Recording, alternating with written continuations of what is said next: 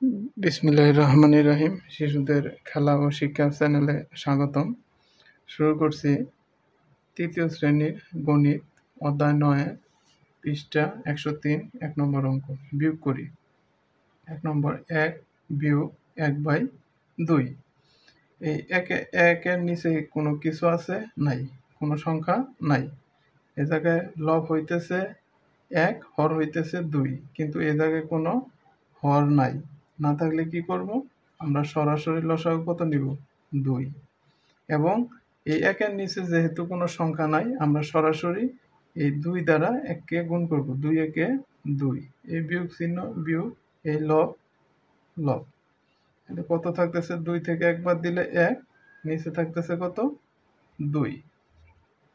এখন 2 নম্বর অঙ্ক দেখো, এই জায়গায় লসাগু কি হবে? এই জায়গায় লব আছে 2, হর আছে 3, এই জায়গায় লব আছে 1, হর আছে 3। এখন হর দুইটার সমান হলে তাহলে আমরা লসাগু কত নিব? একটা 3। এই জায়গায় 3 আছে, এই জায়গায় 3 আছে, আমরা লসাগু নিব 3। আর উপরে লব আছে কত? 2, 2 বিয়োগ বিয়োগ এই 1 1। 2 থেকে 1 বাদ দিলে কত হইতেছে? 2 থেকে 1 বাদ দিলে 1, নিচে কত থাকতেছে? 3। এখন দেখো 3 নম্বর অঙ্ক, এ জায়গায় হর 4, এ জায়গায় হর 4, আমরা লসাগু তাহলে কত নিব? লসাগু 4। আর উপরে লব আছে কত? 3, এই বিয়োগ বিয়োগ এটার উপরে আছে 1 1, সহজভাবে 3 থেকে 1 বাদ দিলে 2, আর নিচে কত আছে? এই 4। এখন দেখো, এই 2 কেও 2 দিয়ে ভাগ করা যায়, এই 4 কেও 2 দ্বারা ভাগ করা যায়। তাহলে ভাগ করা গেলে কি থাকতেছে? উপরে থাকতেছে 1, 2 একে 2, আর নিচে 2 দ্বারা 4 এর ভাগ করলে 2 দুগুণে 4। এটাই উত্তর। এটাও একের নিচে কোনো সংখ্যা নাই।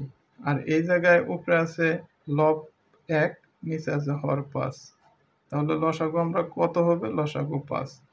যেহেতু এই সংখ্যার নিচে কোনো সংখ্যা নাই, কোনো হর নাই, তাহলে আমরা সরাসরি কি করব? 1 দ্বারা 5কে গুণ করব। 5 একে 5, এই বিয়োগ চিহ্ন বিয়োগ, উপরের লব 1 1।